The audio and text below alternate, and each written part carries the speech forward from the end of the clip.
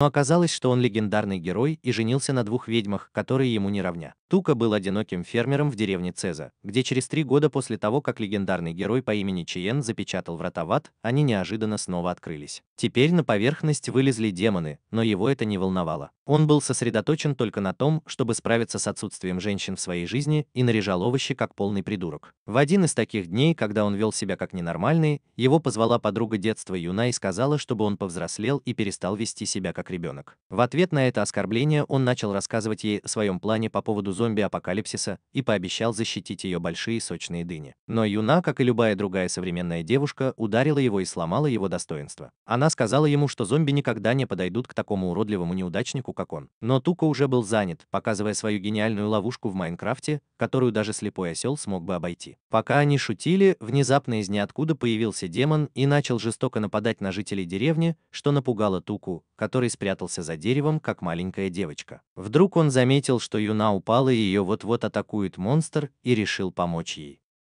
Будучи крупным мужчиной, он начал жарить свинину, думая, что монстр захочет позавтракать по-американски, но демона больше интересовали дыни прямо перед ним. Но прежде чем он успел напасть, откуда ни возьмись появился герой и разрубил монстра на куски, сразу же убив его. Шен тут же начал хвастаться перед тобой и сумел поднять ее на ноги, приглашая к себе домой, обещая, что даст ей как следует. Но прежде чем он успел принять приглашение, его привлек запах жареного мяса, и он бросился к нему, чтобы попробовать. Но в итоге попал в ловушку и был пронзен острыми деревянными кольями. Жители деревни были в шоке от того, что их спаситель погиб, и начали забрасывать Туку камнями. Они пригрозили отвести его к королю на суд, но потом поняли, что раз герой погиб такой глупой смертью, никто не поверит их истории, и вина ляжет на них. Они решили спасти свои задницы и просто спрятать тело. Но проблемы Туки только начинаются, потому что на следующее утро он просыпается в теле героя. Сначала он думает, что у него галлюцинации, и идет к Юне, чтобы убедиться. Сначала он очень злится, что оказался в теле героя, но потом вспоминает, что Юна влюблена в героя, и решает принять это тело, потому что оно наконец-то поможет ему выбраться из ночных побоев. Юна сразу же становится для него моделью в Инстаграме, хвастаясь своей грудью, но вдруг замечает, что от него воняет как от трупа, и это вызывает у нее подозрения. Она дает ему пощечину. У него выпадает глаз, и это еще больше пугает ее, и она берет палку, чтобы забить зомби до смерти. Это пугает Туку, и он раскрывает свою настоящую личность, за что получает удар палкой по голове, как настоящий мачо. Пока они обсуждают, как такое могло произойти, они слышат голос, доносящийся из ямы, в которой он держал зверей, и голос утверждает, что это дело рук некромантки. Они бегут к яме и видят девушку, которая висит на краю, пытаясь спастись. Она представляется как Анри и говорит, что расскажет им причину своего поступка, если они сначала спасут ее из ловушки Туки. Она говорит, что пообещала Циану, что отдаст его тело тому, кто, по ее мнению, сможет спасти мир, если он умрет. Она добавляет, что выбрала Туку, потому что он убил Шайен и поймал ее. Прежде чем этот придурок успевает понять, что от него требуется, Юна соглашается отправиться в приключения вместо него и говорит, что присоединится к ним. Когда он протестует, Анри угрожает уничтожить его тело, в котором она заперта, а у этого слабака нет выбора, кроме как смириться со своей судьбой. Затем Анри оставляет их с Беленом, где настоящий герой готов. Пока Юна и Тука спорят о том, что Тука безответственный дурак, толпа девушек приходит в восторг от их героя, что окончательно убеждает этого идиота в том, что он должен стать героем. Затем они заходят в оружейную лавку, где Тука тратит большую часть своих сбережений, чтобы произвести впечатление на девушек. Из-за этого глупого поступка у них остались деньги только на одну комнату на эту ночь. Когда он просит Генриету поделиться своими сбережениями, она отвечает, что у нее их нет, потому что она никогда не получала вознаграждения за свою некромантию, которая запрещена. Тогда он начинает пользоваться добротой людей, бесплатно ест и говорит, что будет продолжать так делать. Это смущает его спутников, и они решают зарегистрироваться в гильдии искателей приключений и найти работу. Пока Тука протестует, появляются два здоровяка и предлагают помочь ему избавиться от вони. Но чтобы убедиться, что он настоящий герой, они просят его сначала сразиться с их телохранителем. Он соглашается, потому что хочет впервые увидеть женское тело. Но когда он нападает на великана, меч оказывается поддельным и гнется. Телохранитель бьет его по лицу, и у него выпадает глаз, что доказывает, что он самозванец. Все горожане собираются вокруг, чтобы проучить его. Тем временем в гильдии девушки узнают, что есть работа, которая хорошо оплачивается. Юна радуется и прыгает от счастья, а бывший спутник героя, лорд Кайл, спрашивает некромантку, где герой. Она рассказывает ему правду о том, что произошло. В тот вечер горожане привязывают самозванца к столбу и собираются казнить его, чтобы другим неповадно было, но тут появляются Кайл и девушки. Он подходит к Туке и освобождает его, а затем вручает ему настоящий священный меч. Он просит фермера представить себе огромный клинок, и когда тот это делает, меч волшебным образом превращается. Это убеждает горожан, что он настоящий, но тут меч падает, и они начинают сомневаться во всем. Хитрый Юма тут же выходит вперед и самоуверенно заявляет, что может доказать свою подлинность, убив больше демонов, чем кто-либо другой. Позже той же ночью они получают сообщение, что было убито больше 20 демонов, и это пугает Туку, и он клянется, что убьет своего лучшего друга. Затем он поворачивается к Ари и проклинает ее за то, что его тело и меч подвели его, но она говорит, что единственная причина в том, что у него очень мало маны. Юн соглашается, говоря, что у него никчемная душа, и некромант делает вывод, что она ошиблась. Когда Тука протестует, говоря, что он может держать меч твердым, если захочет, она дает ему магический кристалл, который светится в зависимости от уровня маны владельца. Но когда он сжимает его, в центре появляется лишь слабый свет, что означает, что у него уровень маны, как у младенца. Кайл говорит, что с таким уровнем маны его тело превратится в скелет и предлагает ему занять тело героя. Юна и Тука соглашаются, но Энри отказывается, говоря, что он даже не смог бы победить Шаенна в поединке, а фермер убил его. Если бы кому-то пришлось рискнуть, он бы, конечно, поставил на Туку. Кайл достает меч и спрашивает Ари, позволит ли она ему стать героем, если он убьет самозванца. Тука напоминает ему, что он зомби, и Кайл говорит, что его можно убить, если отрубить ему голову. Но Аннери даже глазом не моргнула, и Кайл признается, что просто блефовал, чтобы заставить ее согласиться. Тогда он предлагает сразиться и занять его место в квесте, чтобы заработать деньги, которые ему нужны. Позже ночью Тука отдыхает в постели, думая, что ему больше никогда не придется сражаться, и он может наслаждаться привилегиями героя. Но тут он вспоминает, что даже не попытался помочь Кайлу, и подозревает, что тот просто воспользуется шансом и оставит его на растерзание врагу. Поэтому он решает пробраться в комнату ночью и забрать свое тело. Он забирается в комнату девушки, чтобы открыть гроб, который Анни носит как ожерелье. Но Тука отвлекается на спящих девушек и забывает, зачем пришел. Вдруг он слышит шаги и прячется за окном. Он видит, как входит Кайл, и как только лорд пытается разбить гроб ножом, его отбрасывает магическая защита, наложенная на него некромантом. Это будет девушек, и Тука выбегает из комнаты. Пока Тука размышляет о возможных причинах, по которым Кайл мог попытаться его убить, Юна выходит из комнаты и, увидев, что он прячется, бьет его по лицу за то, что он подкрался к ним. На следующее утро группа отправляется на охоту на дьявола вместе с другими искателями приключений, и Кайл спрашивает Туку о его ранах. Тука рассказывает ему о краже ожерелья, но говорит, что не видел лица вора, чтобы Кайл не догадался. Когда лорд предлагает ему помощь, Тука понимает, что ему важно сохранять дружелюбный вид перед людьми. И поэтому решает всегда быть в окружении людей и держать Анри рядом, чтобы присматривать за ожерельем. Они добираются до заброшенного форта, который является логовом дьявола, и смертоносный копейщик Беларка предлагает разделиться. Когда Тука уверен, что его решение пойти одному приведет к тому, что он погибнет первым. Кайл сообщает ему, что, по слухам, он в одиночку убил 100 дьяволов в битве 3 года назад. В этот момент появляется чернокожий дьявол и, к всеобщему удивлению, прижимает Беларка к земле. Затем он внезапно исчезает и появляется посреди группы, обезглавливая одного из искателей приключений, прежде чем снова телепортироваться. Это пугает команду поддержки, и они все убегают, включая Туку. Монстр прыгает на Туку и пронзает его сердце, прежде чем взлететь к руне в небе.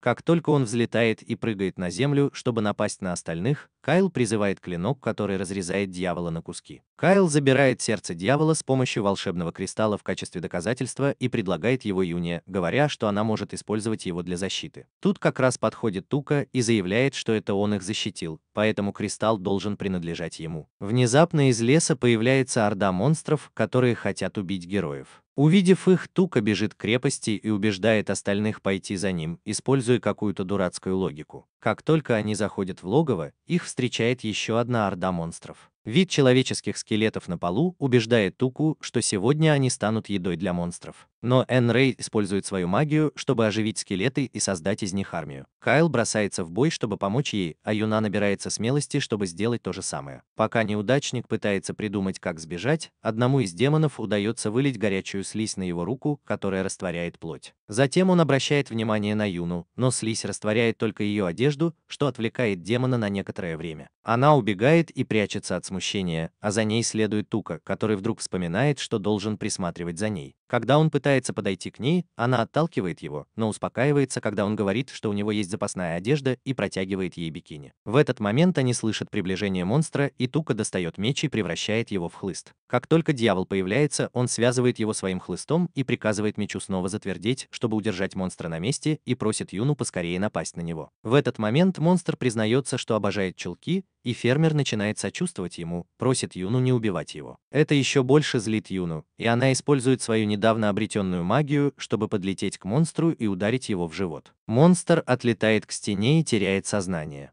Они только начали праздновать, как вдруг из ниоткуда появляется Кайл и незаметно вырубает Юну, чтобы убить самозванца. Тука тут же хватает меч, но Кайл использует свои божественные инстинкты и ломает меч на куски, как только мальчик встает на ноги. Он рассказывает Туке, как чуть не стал героем, но его лишили этой возможности из-за внезапного появления Чейни. Как только он присоединился к вечеринке, он начал использовать ее некромантию, чтобы напасть на героя, но каждый раз терпел неудачу. Наконец-то он был близок к тому, чтобы получить всю славу и деньги, о которых всегда мечтал, и только никчемный мальчишка стоял у него на пути. Затем он бросает в Туку магический сюрикен, который прибивает его к стене, и фермер говорит ему, какой он жалкий, раз хочет отдать свое тело. Это только злит лорда, и он призывает еще одну магическую звезду, чтобы убить мальчика, но тут его бьет по голове Юна. Он отлетает к стене, и как только он собирается снова напасть, фиолетовая слизь монстра попадает в него и растворяет его одежду. Он оборачивается и видит Анри с новым демоном-питомцем. Она говорит ему, что другие искатели приключений вернулись, чтобы помочь ей, и она сразу же побежала к Туке, чтобы проверить, как он. Она угрожает лорду, что если он не уйдет, то умрет. Однако лорд обещает вырвать у нее сердце из кристалла и призывает еще больше сюрикенов, чтобы атаковать их, из-за чего Тука просит всех бежать. Он преследует их и стреляет в них кучей звезд, но промахивается. Тука делает умный ход и превращает свой меч в стену, за которой прячется его команда. Когда они убеждаются, что угроза нейтрализована, мальчик спрашивает Анну о сердце из кристалла. Она рассказывает им, что некроманты на самом деле люди, рожденные в аду. 3 года назад они переселились в мир живых и столкнулись с массовым преследованием со стороны людей. К счастью для нее, Шаен нашел ее и был единственным, кто относился к некроманту как к обычному человеку. Затем она сдается и готова принять любое наказание, которое Тука сочтет подходящим для такого ненадежного компаньона, как она. Но этот идиот видит в ней огромный потенциал, когда она вырастет, и решает простить ее и оставить рядом с собой. Позже той же ночью они решают устроить ловушку для Кайла и расположиться в тупике, чтобы их было хорошо видно. Лорд замечает их, но едва ступив на мост, чувствует, что они устроили ему ловушку. В этот момент дьявольский питомец стреляет в него сверху горячей жижи, от которой он уворачивается. Он тут же оборачивается и бросает сюрикен в монстра, разрубая его на куски. Из-за того, что Анри слишком часто использовала магию контроля над монстрами, она падает на землю без сил. Тука бросает свой меч и сдается, прося Кайла убить Анри и отпустить его. Кайл радостно подходит к ним и поднимает меч, но обнаруживает, что это всего лишь рукоять копии. В этот момент Тука раскрывает свою ловушку и поднимает настоящий меч, который был замаскирован под мост, из-за чего лорд падает в глубокую воду и погибает. Они возвращаются в город и отдают часть долга, используя деньги, полученные в награду,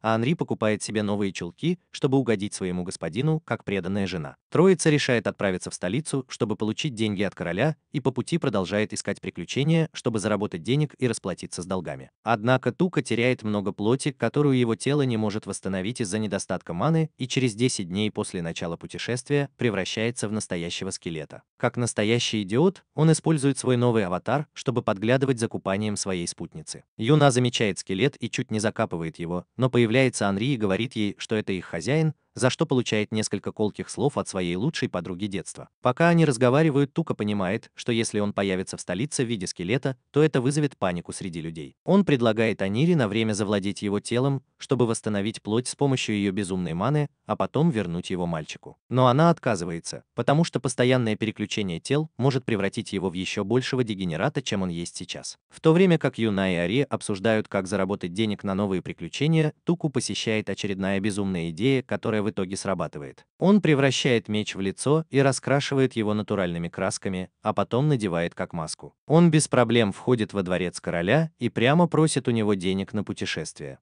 Король смеется. потому что Сион никогда не брал у него награду за спасение мира. Он думает, что герой пришел, потому что наконец-то готов жениться на принцессе Маргарите и просит дворецкого проводить Туку в ее покое. Он стучит в дверь, и как только принцесса открывает, его гормоны заставляют его так вспотеть, что лицо расплывается. Это ужасно уродливое лицо заставляет принцессу тут же захлопнуть дверь. Он убеждает ее открыть дверь снова и показывает свое настоящее лицо, утверждая, что это из-за проклятия дьявола. Она верит ему и спрашивает, не пришел ли он, чтобы наконец жениться на ней. Когда он отказывается, она напоминает ему об обещании, которое они с Чейни дали друг другу, что никогда больше не увидятся, если он не готов жениться на ней, и просит его уйти. Така вспоминает кровожадных горожан, которым он задолжал, и соглашается жениться на ней, чтобы его не выгнали до того, как король даст ему денег. Затем она приглашает его на бал-маскарад, который состоится через 2 дня в столице, и он соглашается, потому что хочет пойти на свое первое свидание с настоящей девушкой, а не с редиской. Она предлагает нарисовать ему маску, которую она уже приготовила. Тем временем Анри в рыцарском шлеме идет по городу, чтобы скрыть свою личность некроманта, но на нее натыкается толпа и сбивает шлем с ее головы. Какой-то странный парень замечает это и рассказывает ей об охоте на ведьм, которая состоится перед маскарадом. Он представляется как Леланд, доктор и директор приюта, и приглашает девушек к себе в приют на чай. Он предупреждает Генри, что в городе ищут некромантов. Когда его спрашивают, почему он помогает ей, он отвечает, что просто любит помогать людям, которые в этом нуждаются. Андреа влюбляется в этого незнакомца и уже готова рассказать ему об их настоящей миссии, но Юна останавливает ее и говорит, что они здесь, чтобы повысить свою ману. Он дает им лекарство, которое временно повышает ману под названием капли Сомы, и просит Ари отдать ему свое тело. Когда Юна предлагает ему взять ее вместо Ари, он объясняет, что хочет изучить магическое сердце кристалл в медицинских целях. Во дворце новая маска таки уже готова. Отдав ему кристалл, принцесса поворачивается, чтобы съесть целый пиршественный стол, чтобы восстановить силы, потраченные на создание кристалла. Но даже 10 блюд ей не хватает, и она теряет сознание. Герой отводит ее в комнату, где она ложится на кровать. В этот момент появляется страж принцессы Исаак и обрушивает свой гнев на героя за то, что тот забыл, что болезнь Гермии не позволяет ей удерживать ману в своем теле. В этот момент появляется Соло и приносит еду и напитки, которые помогают принцессе восстановить силы. Тем временем в лесу девушки прибывают в место, где полно демонов, чтобы принять участие в охоте на них. Но прежде чем они успевают подготовиться к битве, появляется один из 4 сильнейших рыцарей королевства, Сирелла,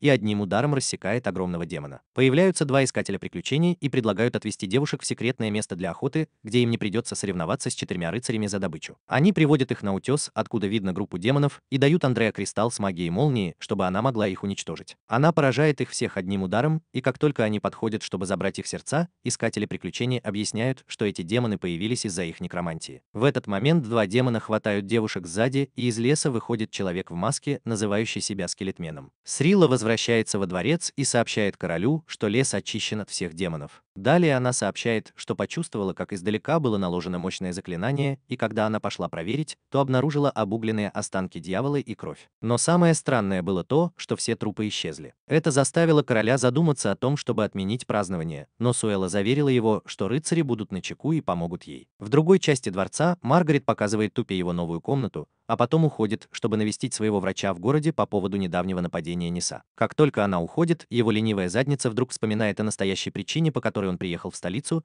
и он выскальзывает через балкон, чтобы встретиться с Анри и Юной. Он расспрашивает людей и узнает, что их видели в последний раз, когда они направлялись в приют. В приюте его встречает принцесса, которая, как оказалось, лечится у Леона. Когда он спрашивает о приключениях, Леон говорит Тупе, что они отправились в лес, чтобы принять участие в охоте на дьявола, и уверяет его, что они вернутся. Тупа с облегчением слышит это и возвращается во дворец после того, как Маргарет заканчивает свой визит к врачу. После их ухода Лилин спускается в подвал и надевает маску скелета. Он направляется туда, где держит Юну, и рассказывает ей свой план превратить всех в скелетов и отдать дьяволам бесполезные части, такие как кожа и мышцы, чтобы жить с ними в мире. Он заставит Анри взять на себя вину за похищение и принести ее в жертву разъяренной толпе. Юна убеждает себя, что у нее будет шанс использовать заклинание для усиления физических возможностей и вырваться из оков. И заставляет себя держаться, пока не появится возможность отвлечь стражника дьявола. Через 2 дня принцесса наконец появляется на королевском маскараде, заставив Таку ждать довольно долго. День проходит отлично, но Исаак не хочет оставлять их наедине, за что получает пощечину от принцессы за недоверие к ее будущему мужу. Когда они уходят, Исаак признается, что знает, что это не настоящий герой, а самозванец, и клянется, что заставит его заплатить за то, что он играет с принцессой. Исаак вспоминает, что Маргарет всегда была для него как родная дочь. Он помнит, как король решил выдать ее замуж за героя, чтобы сохранить королевскую кровь.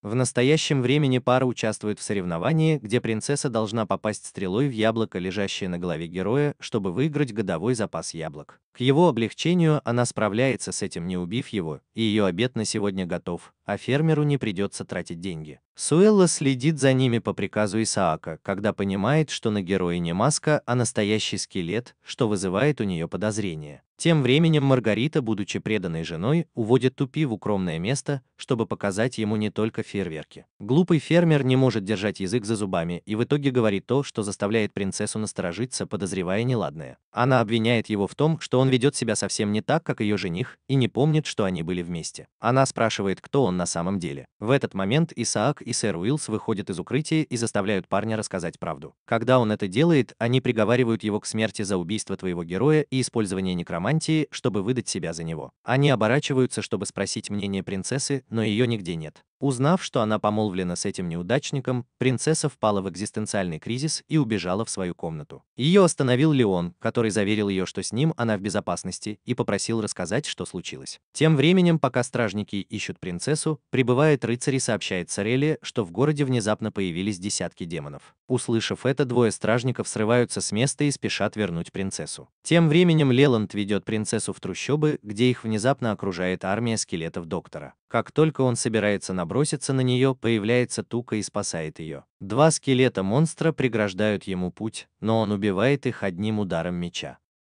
Однако другой скелет врезается в него и отбрасывает к стене. Леон понимает, что он самозванец, увидев, насколько он слаб. Как только Тука начинает свой героический монолог и поднимается на ноги, скелет нападает на него и отрубает ему голову мечом. Маргарет понимает, что сегодня она точно умрет. В городе Сирула врывается в толпу монстров, о которых ей сообщили, и убивает их всех одним взмахом меча. Она просит своих товарищей охранять город, пока сама отправляется на поиски принцессы. В подвале приюта дьявол-охранник уходит на обед, и один из лакеев доктора открывает дверь камеры, чтобы подготовить Юну к закланию. Девушка пользуется моментом, чтобы применить магию, усиливающую ее силу, и вырывается из цепей, а затем убивает злодея смертельным ударом. В городе за его пределами Сирула и Исаак находят голову Туки, и он рассказывает им обо всем, что произошло. Он пытается отвезти их туда, куда доктор унес принцессу, но Исаак не хочет верить самозванцу. Тука уверяет его, что он действительно хочет спасти принцессу, потому что только так он сможет стать настоящим героем и спасти свою задницу от смерти. Тука переодевается в одного из солдат Лилема и связывает рыцарей, чтобы отвезти их в логово доктора. Как только они оказываются внутри, Исаак признается, что это он виноват в том, что они здесь. Он рассказывает, что заставлял ее проходить интенсивные тренировки, чтобы она стала идеальной невестой для Чейни, но в итоге она стала одержимой из-за стресса. Тука, как настоящий придурок, сваливает всю вину на охранника принцессы и заявляет, что он ни в чем не виноват. В этот момент из стены позади него вылетает демон, которого Юна выбила ударом. После того, как они убирают за Юной, Тука рассказывает ей обо всем, что произошло, пока они связывают злодея. Они предлагают парню остаться в живых, если он скажет, где принцесса, и он, боясь за свою жизнь, соглашается. Затем они решают спасти Анри, прежде чем отправиться на поиски Маргариты. Наконец, они находят девушку, привязанную к стулу в потайной комнате в подвале, и, освободив ее, рассказывают ей обо всем. Тем временем в каком-то темном углу города доктор собирается провести свой ритуал. Он говорит принцессе, что ненавидит, когда людей дискриминируют из-за их внешности, ведь под кожей все скелеты одинаковы. Он вдохновился легендарным героем, который хотел спасти всех и создать мир без конфликтов, и решил избавить людей от их кожи. Он признается, что влюблен в принцессу, и что этот жуткий ритуал – их свадебная церемония.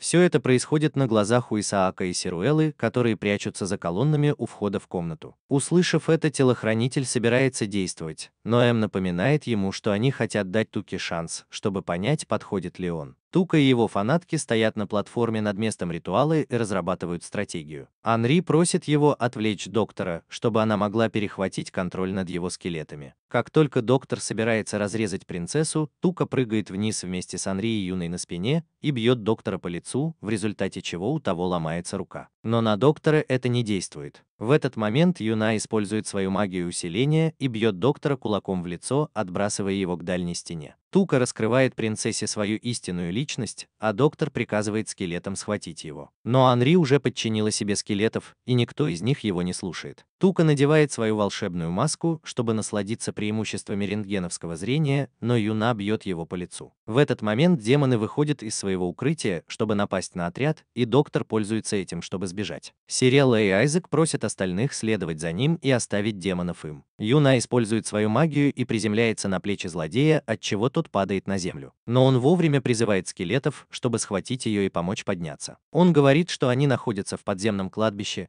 и с помощью некромантии призывает множество зомби. Он также выпивает много капель сомы, чтобы противостоять стероидам Ариама, хотя знает, что его тело и разум не выдержат этого. Он использует свою магию, чтобы создать оружие и усилить свою новую армию. Энри пытается атаковать их, но ее меч ломается, и она падает от удара. Затем он приказывает своей армии схватить принцессу, но как только они нападают на нее с мечами, Айзек бросается вперед, чтобы защитить ее. Тупе приказывает своему мечу превратиться в стену и полностью закрывает проход, чтобы отряд смог сбежать через дверь. Оказавшись снаружи, они решают закончить бой здесь, а не возвращаться в город, чтобы не втягивать в конфликт толпу. Тем временем Леон со своей армией идет по следу, оставленному кровью Исаака. Но они не понимают, что отряд уже устроил ложный след, чтобы заставить их ходить кругами. Этот удивительно умный ход заставляет девушек задуматься, кто же этот парень на самом деле. Он рассказывает им, что перед тем, как открылись врата ада, его отец потащил его и его мать грабить город, который был сожжен во время войны. Но битва оказалась тяжелее, чем он ожидал, и его мать погибла, а отец пропал без вести. Он был один и целый год прятался и убегал, пока не смог вернуться домой. Все это дало ему хитрый ум, которым он обладает сейчас. Остальные девушки сочувствуют его трагическому прошлому, но Юна возвращает их к реальности и просит сосредоточиться на главном. Тука предлагает спрятаться, пока у доктора не закончится мана, но Юна напоминает ему, что он усилил ее с помощью сомы, так что вряд ли она скоро закончится. Андрей предлагает украсть сому и использовать ее, чтобы усилить ману Торы, но потом понимает, что доктор, возможно, уже израсходовал всю сому.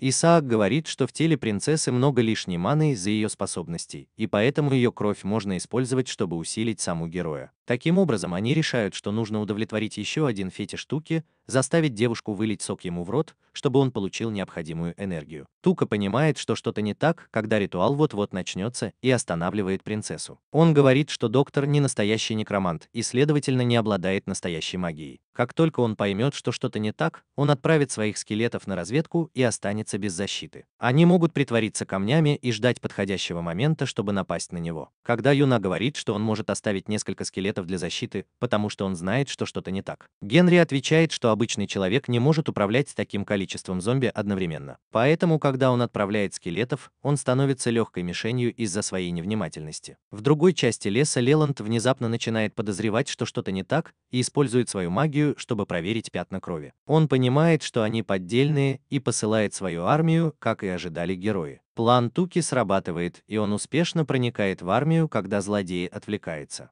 Он хватает Леона сзади и собирается ударить его ножом, но нож оказывается металлическим. Доктор говорит ему, что он ожидал его появления и окружил себя металлическим щитом. Он приказывает своим скелетам убить мальчика, но Юна и Ари уже уничтожили их всех во время скучного монолога доктора. Леон поднимает руку с кристаллом, чтобы призвать своих зомби обратно, а Тука опускает рукав, чтобы показать магический камень, как они и планировали. Маргарита, которая стоит на скале неподалеку с луком и стрелами наготове, стреляет в них и разбивает кристалл. Это освобождает зомби от его магии, и его армия нежити снова становится мертвой. Юна сильно бьет доктора по лицу, и они привязывают его к дереву, когда к ним присоединяется принцесса со своей охраной. Но их торжество длится недолго, потому что вскоре к ним подходит дьявол с бессознательной Сируэлой в руке. Анри узнает в нем высокопоставленного дьявола за мгновение до того, как тот выпускает мощный магический луч в принцессу. Тука вовремя отталкивает ее, но сам оказывается на пути луча. В его черепе появляется дыра, и он сразу же падает на землю. Юна поднимает кристалл, упавший на землю рядом с ней, и использует магию, чтобы усилить себя, прежде чем вступить в бой с монстром. Она наносит ему непрерывные удары, которые он блокирует, как будто это детская игра. Она тут же находит брешь и наносит удар ему в лицо, но едва царапает его. Узнав, что Тука жив, но его мана на исходе, а у доктора нет сомы, она просит Анри вернуть его душу в его первоначальное тело.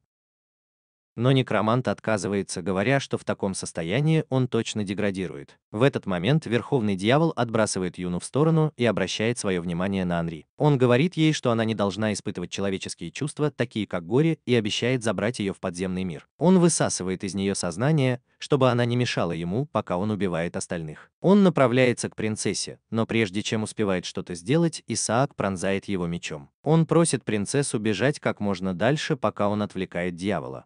Пока она убегает, Юна приходит в себя и, прыгнув на дьявола, бьет его ногой по голове. Маргарет, с другой стороны, изо всех сил пытается дать герою ману с помощью своих слез, но не может из-за волнения. В этот момент Тука просыпается и просит исполнить его последнее желание – увидеть ее в чулках. Он снова теряет сознание, но принцесса говорит ему, что он нужен ей, потому что она действительно влюбилась в неудачника и впервые за много лет начинает плакать. Как раз в тот момент, когда Юна и Исаак вот-вот проиграют из-за того, что у них заканчивается мана, Тука, чье тело полностью восстановилось благодаря слезам Маргариты, героически вступает в бой со своим мечом. Дьявол стреляет в него лучом, но он превращает свой меч в щит и легко отражает его. Затем он превращает свой меч в гигантскую ногу и давит монстра. История об этой битве и герое доходит до двух злых некромантов в другой части города, Диего и Фридриха, которые еще больше хотят отомстить такому могущественному человеку. После битвы Лёлин окончательно сошел с ума из-за передозировки сомой и был заперт в камере в столице. Суэллу госпитализировали из-за тяжелых травм, а Айзек претендует на должность директора приюта. Плач принцессы, который длился 10 лет, наконец-то выплеснулся наружу, и она отдала Туке все свои запасы сомы. Тука смирился со своей судьбой и решил отправиться в путь, чтобы открыть врата ада.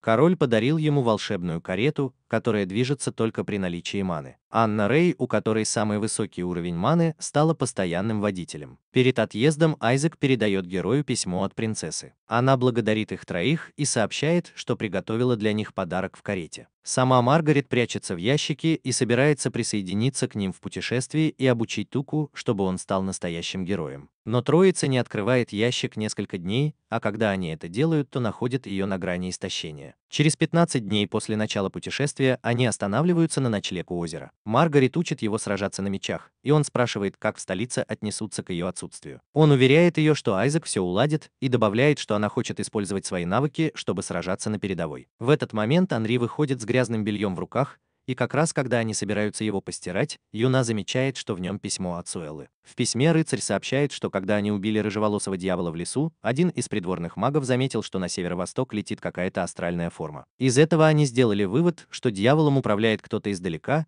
и, скорее всего, это настоящий некромант. Она поручает ему отправиться на северо-восток и разобраться с этим некромантом, который явно очень опасен, если оставить его в покое. Герой, однако, пишет Церуэле, что пусть она сама с этим разбирается, а он займется более важными делами, как настоящий герой. Позже той же ночью отряд решает остановиться в Марине, чтобы отдохнуть, и девушки идут купаться. Купание превращается в болтовню, и девушки обсуждают, как им не повезло, что они влюбились в глупого фермера. Юна вспоминает, что Тука никогда не проявлял к ней интереса и выбегает из их домика, чтобы успокоиться. Внезапно на нее нападают зомби, и пока она пытается отбиваться, один из них кусает ее. Появляются еще зомби, и видя, что их больше, она убегает и прячется в углу. Как только рана от укуса начинает гореть, появляется Тука, чтобы проверить, как она. Юна падает на землю от сильной боли. Герой видит приближающихся зомби и возводит стену, чтобы защитить их. В этот момент она начинает превращаться в зомби и просит Туку разрушить стену. Как только он это делает, она переходит на сторону зомби и просит героя бежать, оставив ее. Но Тука отчаянно хочет спасти свою лучшую подругу и бросается в толпу зомби, чтобы вытащить ее, но его сбивают с ног, прежде чем он успевает до нее добраться. В этот момент на крыше соседнего здания появляется Баларка и предлагает Туке помощь, если тот признает, что он не настоящий герой. Тука соглашается, и тогда герой спрыгивает вниз, и от его приземления несколько зомби падают. Тем временем зомби проникают и в купальню, полностью окружив Аннери и Маргариту. Аннери находит магические кристаллы и призывает меч, используя один из них, прежде чем отдать другой принцессе. Маргарита берет второй и начинает стрелять магическими пулями в зомби, уничтожая их. Как только они убивают всех зомби, на место прибывает Тука с Юной на спине и предупреждает их о том, что укусы монстра смертельны. Он решает скрыть состояние Юны, чтобы защитить ее, потому что не знает, как девушки отреагируют на эту новость. Они понимают, что бежать к карете нельзя, потому что она далеко, и это опасно из-за риска быть укушенными. Тука заявляет, что хочет остаться здесь, пока не выяснит причину хаоса и не разберется с ней.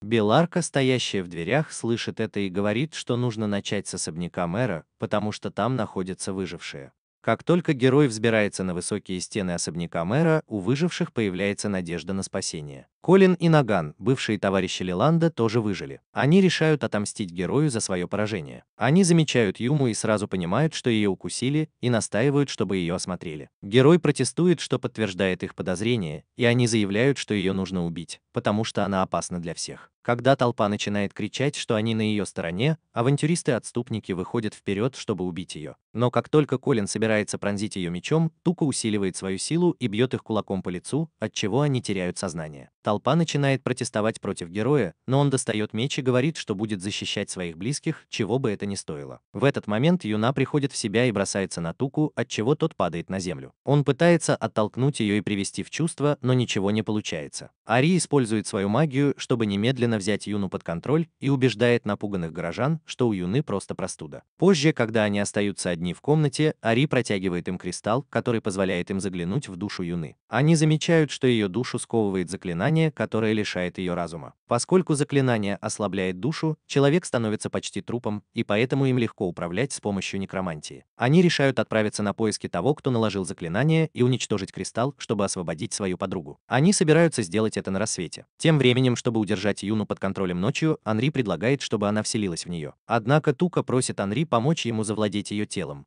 потому что только она может справиться с зомби, которые могут напасть на них. Среди ночи появляется огромный демон и разрушает стену в доме мэра. Шум разбудил всех, и когда они спустились вниз, то увидели, что в особняк проникли зомби. Анри использует магию, чтобы убить нескольких зомби, а остальные убегают. Они забегают в комнату, где видят, что мэр загнан в угол демоном. Принцесса стреляет ледяной стрелой из своего волшебного лука, и демон погибает на месте. Затем мэр ведет выживших через секретный проход в укрепленную сталью комнату. Он говорит, что превращение началось 3 дня назад, но тогда он не придал этому значения. Но внезапно оно превратилось в ту волну, которая сейчас накрыла город, и он не знает, что делать. Маргарита выходит вперед и уверяет его, что они помогут вернуть всех в нормальное состояние, а затем спрашивает, не дьявол ли стоит за этими нападениями. Рэй подтверждает, что это похоже на работу высокопоставленного дьявола. Затем Тука использует магию, чтобы найти дьяволов, и они планируют напасть на них в полную силу. Но как только они собираются уходить, комната начинает трястись, и Тука чувствует, что к ним приближаются демоны. Прежде чем они успевают что-то сделать, в комнату через пол врываются 3 демона. Один из них пытается пронзить героя щупальцами, но ничего не происходит,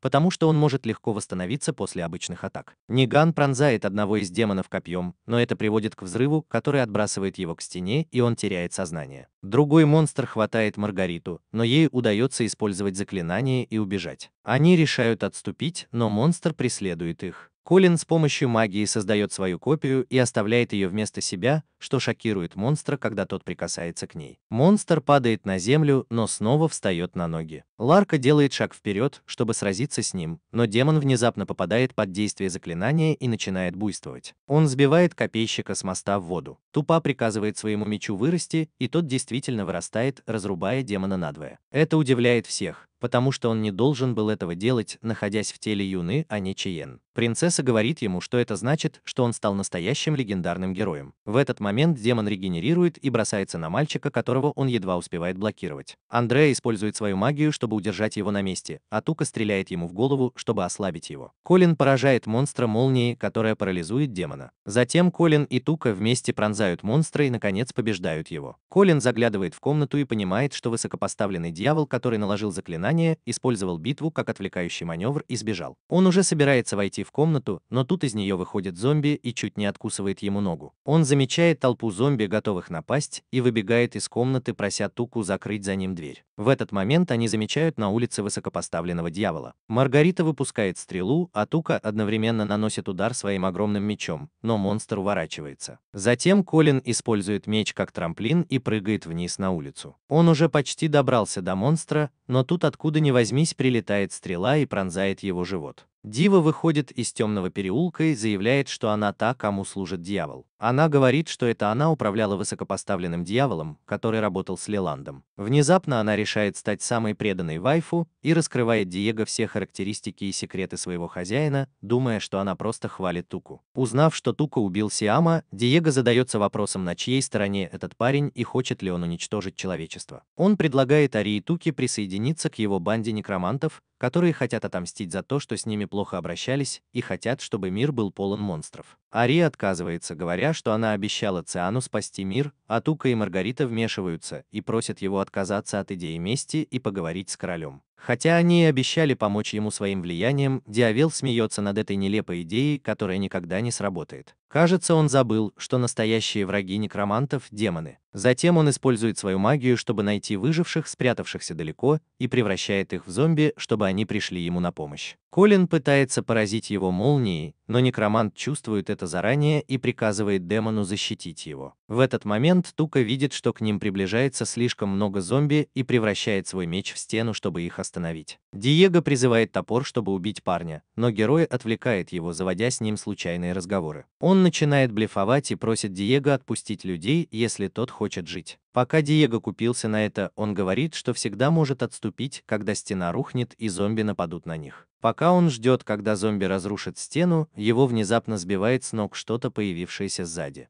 Тука говорит, что попросил мэра прислать зачарованную карету, пока они отвлекают злодеев. Затем он просит Анри взять под контроль зомби с помощью своей некромантии. В этот момент, к всеобщему удивлению, Диего встает, несмотря на сильный удар, и напоминает Ари, что ее мана скоро закончится из-за того, что она управляет таким количеством монстров одновременно. Однако мэр вызывает подкрепление, которым оказывается легендарный герой Милли, младшая сестра Юна. С ней ее команда, в которую также входит ее отец Файри. Милли атакует Дмо своим священным мечом, но он блокирует удар топором. Файри не дает ему передышки и обрушивает на него столб молний. Ее спутница, колдунья Дороти, использует свою магию, чтобы поднять некроманта в воздух и заморозить его. Файри бросается на него, чтобы убить, но появляется Диего, который кажется бессмертен. Он забирает меч у Файри. Некромант призывает гигантского летающего монстра и сбегает, сказав героям, что скоро заклинание превратит зараженных в демонов. Маргарет предлагает заманить зомби в комнату и запереть их там, пока целительница Милли Шеннон осматривает раны Колина. Но заклинание слишком сильное, и превращение в демона неизбежно.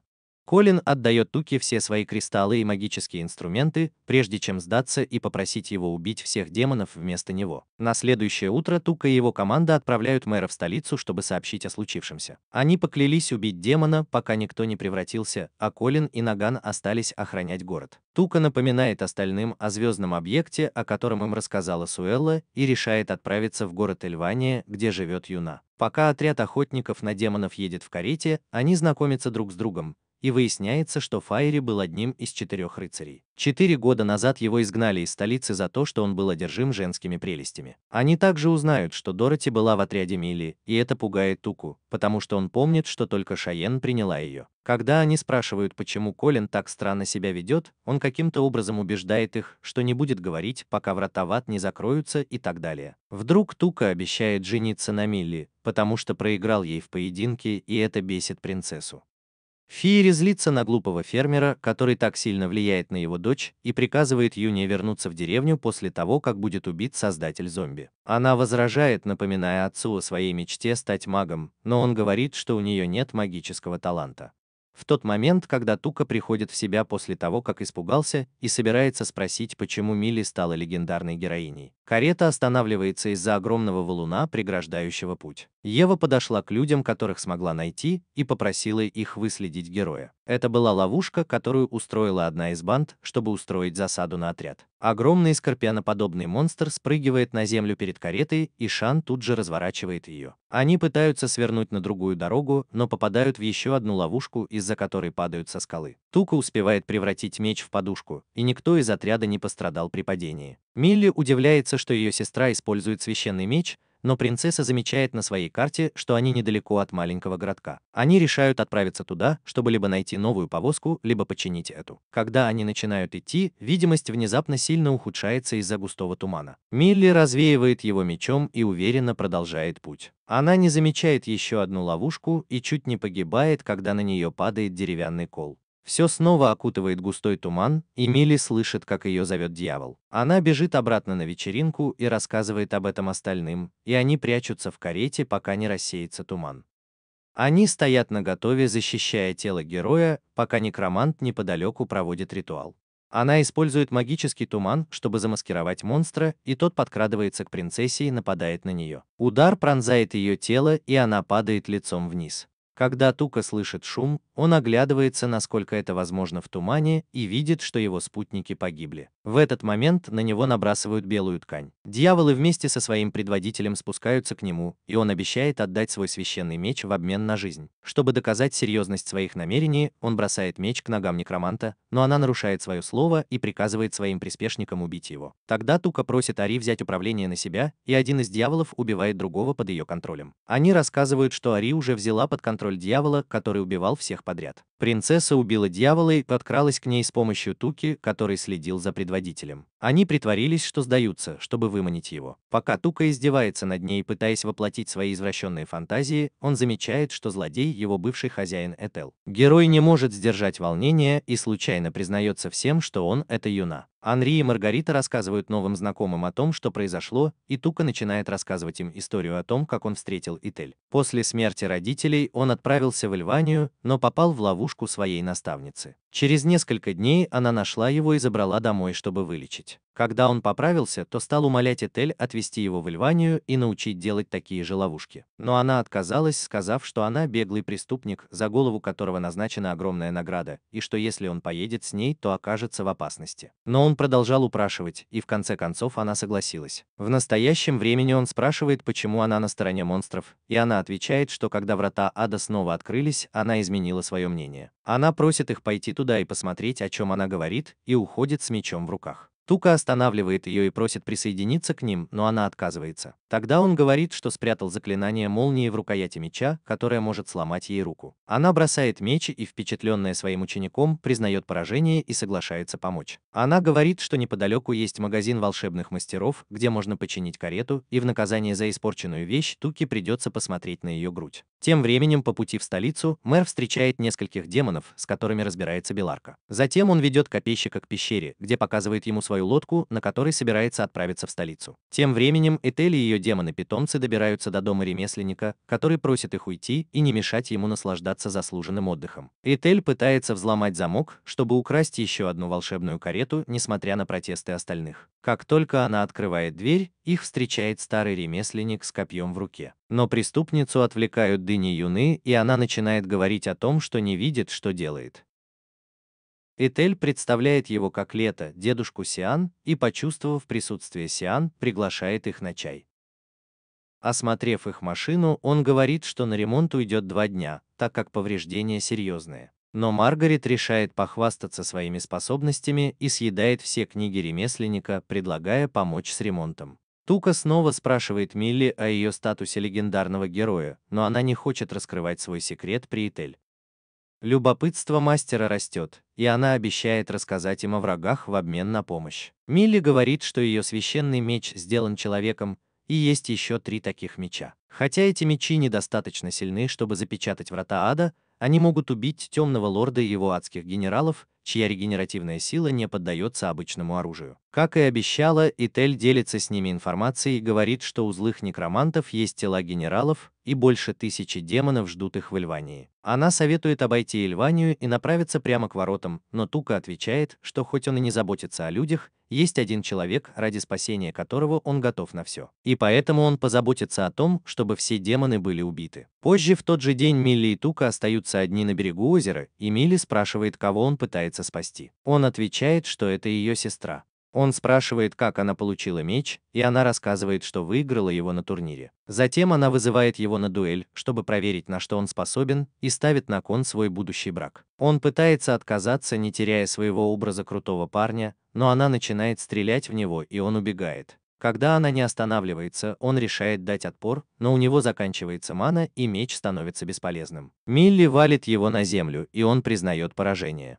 Он начинает шутить, и это ранит Милли, потому что он слишком слаб, чтобы помочь ее сестре. Он уверяет ее, что может у него и нет силы, но он может использовать свой ум, чтобы спасти их. Это напоминает Милли о ее разговоре с Сионом, где герой признался, что смог спасти их 3 года назад благодаря уловкам Тука, которые дали ему время. Слушая его похвалу, Тука теряет голову от гормонов и убегает туда, где он может побыть один и насладиться телом Юны. Но каким-то образом он внезапно просыпается в Албании в прошлом, не помня, что произошло. Он пытается устроить неприятности, думая, что это вернет его обратно, но никто в этом мире не реагирует на его действия. И тут он вспоминает, что в этот день он впервые встретил Юму и бежит на место встречи. Как и ожидалось, появляется девушка, и после недолгого разговора он понимает, что только незнакомцы ведут себя странно в этом мире. Она убегает, чтобы принести им еды, а он думает, как бы ему заполучить ее в этом мире. И тут голос взрослой Юны приказывает ему оставить ее юную версию в покое. Он идет на голос и видит взрослую Юну, сидящую среди деревьев. Она говорит ему, что это фальшивое прошлое, созданное магией. Она говорит, что в этом мире она как призрак, и никто не может ее увидеть или почувствовать. В конце концов, они понимают, что этот мир состоит из воспоминаний Туки, а Юна попала сюда,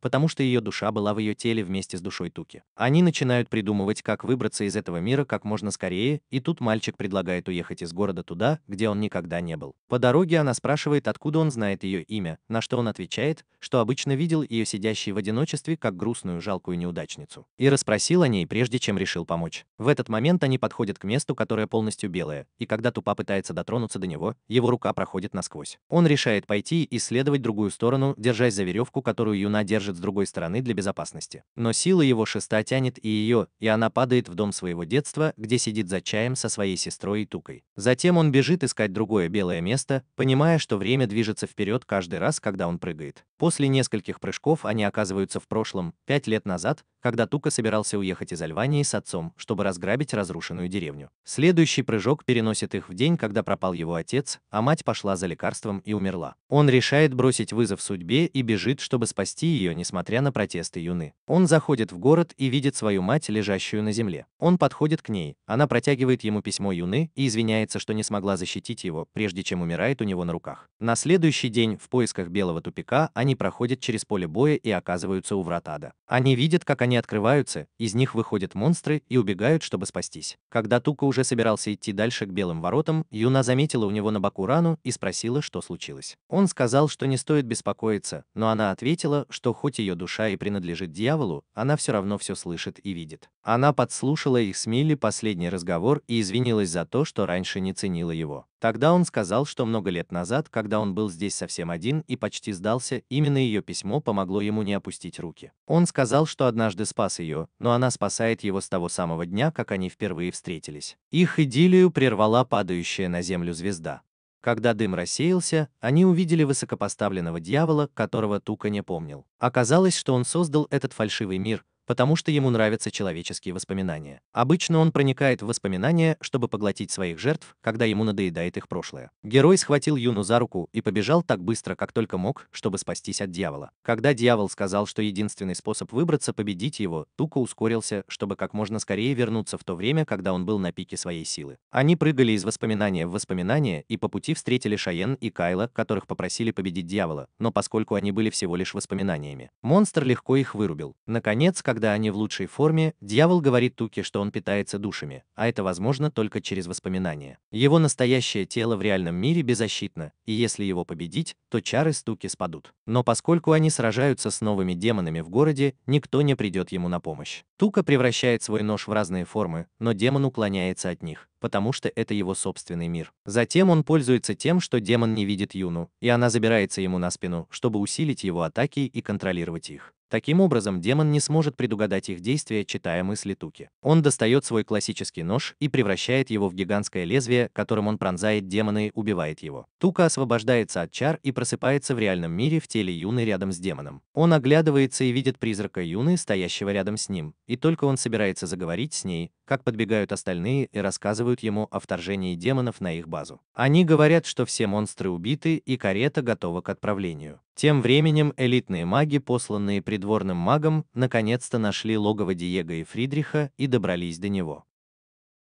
Юна заставляет Туку вернуться в тело Сиона, и пока они шутят, остальные девушки смотрят на него как на сумасшедшего. Он объясняет, что разговаривает с призраком Юны, которого видит только он, и Анри использует магию обнаружения, чтобы понять, почему это произошло. Она говорит, что долгое время они делили одно тело, и это привело к связи между их душами. Затем они связывают тело Юны и прячут его в сундуке в карете, чтобы Файри его не нашел. Они собираются рассказать ему, что Юна вернулась в деревню, но тут Тука понимает, что мужчина стоял позади него и все слышал. Тем временем, пока они едут в столицу, мэр признается Баларке, что сначала он развивал город только для того, чтобы увеличить свое личное состояние. Но со временем люди полюбили и зауважали его, и он начал по-настоящему заботиться о них. Поэтому он хочет сделать все возможное, чтобы спасти горожан. В этот момент они подъезжают к столице, но Беларка сомневается, что они успеют вовремя. В логове злого лорда Фридрих ругает Диего за то, что тот послал убийц и тем самым сделал своих врагов сильнее. Диего начинает убеждать его, что нет причин для беспокойства, когда маги прорываются сквозь потолок и спрыгивают на пол прямо перед ними. Их командир Левин тут же отрубает Диего голову, и команда окружает Фридриха. В этот момент одну из его соратниц пронзают в сердце, и голова Диего прирастает обратно с помощью силы одного из генералов ада. Затем она отрубает ему руку, в которой он держит гроб с телом генерала, но тот просто отбрасывает ее ударом и прирастает обратно. Один из воинов пытается ударить Фридриха посохом, но злодей просто создает черную дыру, которая засасывает посох и два меча, которые воин держит в руках. Затем он вытаскивает свой настоящий меч и приказывает воину сдаться. В это время трое воинов пытаются сразиться с Диего, но внезапно злодей вызывает на помощь одного из генералов, чтобы тот убил их всех. Король, главный маг и Суэла наблюдают за тем, как в тронном зале убивают всех их воинов. Король объявляет, что нужно остановить зло в Эльвании, пока оно не добралось до столицы, но его прерывает Балака и мэр. Мэр рассказывает ему, что происходит в Маране, и говорит, что герой сейчас в Эльвании со своей командой. Он просит короля как можно скорее прислать подкрепление. Когда король говорит, что на сбор войска потребуется время, мэр падает на колени и умоляет спасти его горожан. Затем Суэла просит у короля разрешения взять рыцарей и попросить Кайла присоединиться к ним, и королю ничего не остается, кроме как согласиться. Тем временем фея каким-то образом прощает героев, и мастер создает магический передатчик, чтобы они могли общаться на больших расстояниях во время сражений.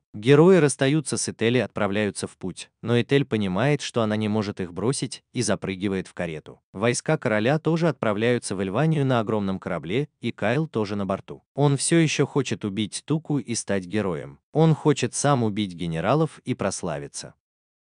Отряд героя добирается до Эльвании, но прежде чем они успевают въехать в городские ворота, враги начинают обстреливать их. Тука поднимает щит и отражает все снаряды, позволяя карете беспрепятственно въехать в город. Внутри они видят тысячи демонов, которые ждут их. Пока он подшучивает над скелетом, одержимым Диего, Этель внезапно пронзает его мечом, наполненным маной, и он падает на землю в лужу крови. Диего использует магию сканирования маны, чтобы убедиться, что душа Туки уничтожена, и позволяет Этель отнести тело героя к Фридриху. Тем временем Тука в своем настоящем теле проникает в замок вместе с духом Юны. Это был план Ари, который она отменила перед тем, как Этель пронзила его мечом, что позволило его душе сбежать. Как только они собираются отправиться в путь, появляется Ари и настаивает, чтобы они взяли ее с собой и позволили помочь Туке. Как только они добираются до центра города, Тука падает, и у него начинает идти кровь из носа. Он не успевает ничего понять, как появляются два демона-охранника, и он достает меч, чтобы замаскироваться. Как только охранники подходят ближе, Ари использует свою магию, чтобы вселиться в них, и они связывают ее, чтобы выдать за пленницу. Затем они направляются к главным воротам, где несколько горожан сражаются с демонами. Но они не могут вступить в бой, потому что это выдаст их, поскольку тела, в которые они вселились, принадлежат дьяволам низкого ранга, и никто не желает их слушать. Тупит оборачивает лицо красной тряпкой, чтобы замаскироваться под высокопоставленного дьявола. Он выходит на сцену и отвлекает демонов на некоторое время, в течение которого ему удается шепнуть девочкам, что он на самом деле человек, и просит их выиграть немного времени для вечеринки. Затем он возвращается к Анри и Юне, как вдруг к ним подходят два дьявола низкого ранга. Они говорят им, что демоны никогда не пытали людей до появления Диего. Они говорят им, что их королева Адель научила их никого не мучить,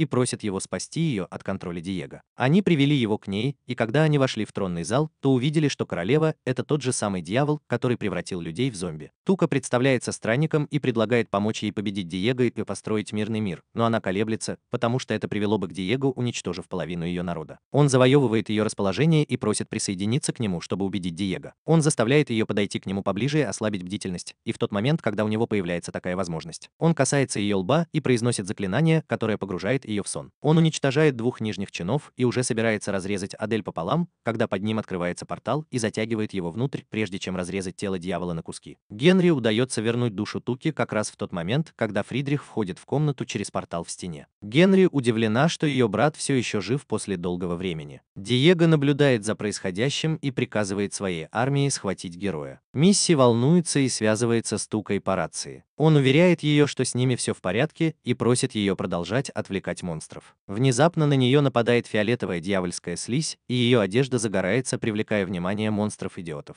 В замке Фридрих спрашивает сестру, почему она помогает герою, и подозревает, что тот что-то замышляет. Она говорит, что ничего такого нет, и что она помогает ему по собственной воле. Она напоминает ему о гонениях, которым их раса подверглась 3 года назад, и просит его перестать быть злодеем. Фридрих говорит, что никогда не хотел причинять вред невинным. Он просто хочет избавиться от способностей правящего класса, чтобы некроманты могли стать правителями и сделать мир безопасным для своей расы. Все невинные жертвы – это просто необходимая жертва для достижения этой цели, и общее благо важнее всего. Затем он напоминает Андре, что парень, которому она сейчас помогает, это тот самый человек, который убил ее спасителя, которым она так восхищалась. Она говорит ему, что это был просто несчастный случай, и что Тука спасал ее много раз и помогал выполнить обещание, не жалуясь. В этот момент Диего врывается в замок вместе с генералом и приказывает ему убить сестру. Он приказывает своему питомцу поглотить магию спящей королевы демона, чтобы зомби не превратились обратно в людей. Теперь они хотят освободить людей, и герою с его командой придется убить Диего. Тем временем остальным членам команды удается заманить демонов в ловушку, которую заранее устроила Тука. Тука и девушки убегают, пытаясь скрыться от генерала. Когда Диего преграждает им путь, Тука просит его вернуть меч и сразиться с ним в честном поединке. Он пытается спровоцировать его, но Фридрих предупреждает своего товарища, что герой хитрец. Тука отвечает, что он мог бы уже поймать их в ловушку, если бы захотел. Он добавляет, что просто хочет отомстить за то, что они причинили боль Юне. Орел клюет на это и предлагает поединок насмерть на вершине жертвенной башни бога воды. Тем временем Этель узнает о поединке и поднимает свою армию демонов, чтобы поддержать своего ученика. На вершине башни поединок вот-вот начнется, когда Диего вселяется в тело генерала и решает сражаться в нем. Тука увеличивает свой меч, но монстр оказывается быстрее, чем кажется, и отпрыгивает в сторону, чтобы появиться прямо за спиной героя. Диего врезается в парня и отбрасывает его к стене. Диего подходит к герою, чтобы нанести последний удар, но внезапно попадает в ловушку, которую устроил хитрый фермер. Демон падает в башню, где его ждет Этель со своей армией демонов и Анри. Они все вместе выпускают молнии, которые истощают способности монстра к регенерации. На крыше Фридрих достает свой меч, но прежде чем он успевает что-то сделать, Анри сбивает его с ног ударом шана. Она просит Чуку завладеть телом бывшего героя и использовать их объединенную силу, чтобы прикончить Диего. Он выпивает капли сомы, врывается в бой и пронзает монстра огромным мечом. Но как только он приземляется, ему отрубают руку с мечом, и Диего остается в своем монструозном обличье. Он говорит, что магия поглощения генерала не позволила ни одному из ударов героя достичь его. Он притворился, что его ударила молния, просто потому что ему было любопытно, что задумал герой. Тука вонзает свой меч в колонну, чтобы на время обездвижить Диего, и отступает, чтобы придумать новый план. Он подбегает к Анри и Юне и спрашивает некроманта, помнит ли она, как Шайен победил генерала 3 года назад. Анри, к сожалению, встретила героя только после того, как генералы были повержены. Но Юна помнит, как наблюдала за битвой издалека. Она говорит ему, что герой разделил свой меч на множество лезвий, чтобы было трудно предугадать, какой из них нанесет удар. Это мешало демону предугадывать направление и время атак. В этот момент принцесса сообщает ему, что она добралась до ближайшей скалы. Он просит ее быть готовой атаковать демона, как только тот появится. В этот момент появляется Диего, и принцесса тут же стреляет в него взрывной стрелой, которая пробивает дыру в монстре. Это подтверждает сомнение Туки, что демону нужно знать, откуда будет атака, чтобы использовать магию поглощения в качестве щита. Тука вонзает свой меч в землю и превращает его в червяка. Юна и Тука вместе пытаются найти слабое место монстра, и герой использует эту информацию, чтобы нанести удар в нужное время. Но некромант Диего регенерирует даже после атак священным мечом, и он наносит удар по герою, отрубая ему руку. Герой понимает, что ему нужно ударить монстра в голову, чтобы убить его, потому что это слабое место любого зомби. Но для этого ему нужно истощить ману Диего, заставляя его постоянно регенерировать. Тем временем Этель и Фридрих сражаются друг с другом, а мастер пытается убедить повелителя зла, что Диего — это просто обуза, которая тянет его вниз. На крыше герой продолжает атаковать монстра, и в конце концов его щиты уменьшаются. Но Диего это нравится, потому что это удовлетворяет проявляет его мазохистские наклонности, которые он хочет распространить на весь мир. Тука бросается на него, но падает на землю из-за побочных эффектов самовых капель. Дио замечает, что его армия прибыла, и на мгновение отвлекается, и Тука пользуется этим, чтобы нанести удар. Но монстр вовремя блокирует его, и он бросается на героя и отбрасывает его в сторону. Тука принимает еще несколько самовых капель, потому что это единственный выход, но встав, он падает и теряет сознание. Анри, взявшая под контроль тело героя, единственный способ справиться с ситуацией, но некромант отказывается, потому что не хочет рисковать его душой. Анри делает шаг вперед, чтобы выиграть время для Юны, пока она пытается разбудить Туку, но в этот момент в бой вступает Кайл. Некромант не решается довериться ему и направляет на него меч, но несколько демонов пытаются напасть на нее. Кайл использует свои сюрикены, чтобы расправиться с тварями, и завоевывает расположение невинной девушки, хотя на самом деле он здесь, чтобы отомстить Туке. Дева пытается вмешаться в их воссоединение и протягивает лапу, чтобы атаковать, но лорд в мгновение ока отрубает ее. Кайл просит его заглянуть в город, и когда монстр это делает, он видит подкрепление из столицы и пугается. Когда Кайл говорит ему, что месть Туки важнее, и просит монстра бежать, Диего обижается и поглощает нескольких демонов, чтобы получить ману и заклинания. Он стреляет в Кайла, но лорд успевает блокировать удар и теряет только одежду. Тем временем Юме переживает из-за того, что у нее осталось мало времени, прежде чем она превратится в демона, и умоляет Туку проснуться, чтобы поговорить с ним в последний раз. Душа Туки переносится в мир священного меча, где к нему подходит Чейни. Он кланяется ему и благодарит, говоря, что наблюдал за всем происходящим и благодарен за то, что он защищал его. Тука уверен, что бывшие герои обманули его, и убегает, чтобы спасти свою шкуру. Саян преследует его, и они оказываются возле зеркала желаний, которое является входом в идеальный мир наблюдателя. Тука хочет войти, но Шаян говорит ему, что оттуда нет возврата, а значит, он никогда не сможет спасти Юну, если решит сделать это. Тогда бывший герой говорит мальчику, что он попал в этот мир по ошибке и может вернуться в реальный мир вовремя, чтобы спасти свою девушку. Он добавляет, что во время битвы в столице мана Туки резко возросла, и меч принял его за нового легендарного героя и связал с его душой. Он указывает ему на выход, но предупреждает, что его жизнь станет сложнее, как только он вернется. Он говорит, что не станет его останавливать, если он решит остаться. Но Тука хочет спасти Юну и поэтому решает вернуться. В реальном мире Диего непрерывно атакует Кайла, и лорду едва удается уклоняться от его ударов. Монстр окутывает все его тело поглощающим заклинанием, и теперь эффективны только физические атаки. Это значит, что на то, чтобы истощить его ману, уйдет много времени, которого у них сейчас нет. В этот момент Тука возвращается в тело героя и готовится к бою. Он просит Энди освободить его тело из гроба и вонзает меч в землю.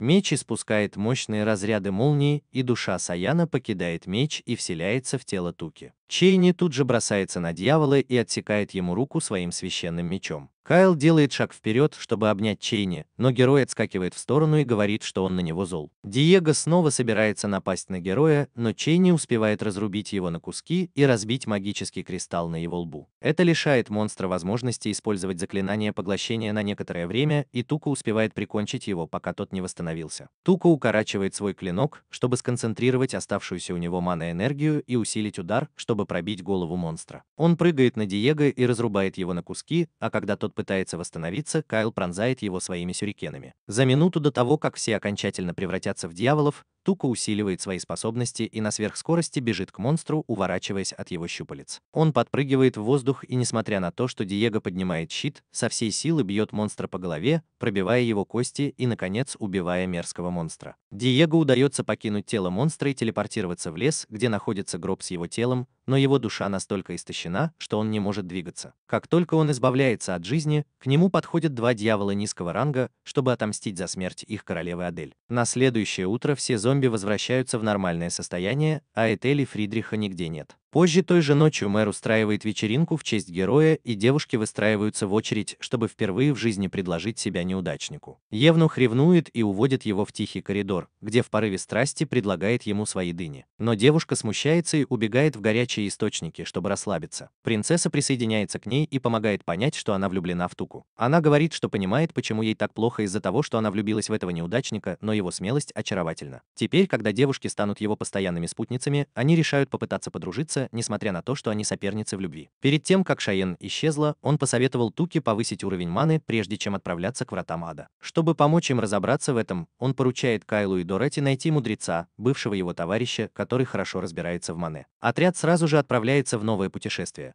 потому что нельзя терять время и нужно скорее запечатать врата.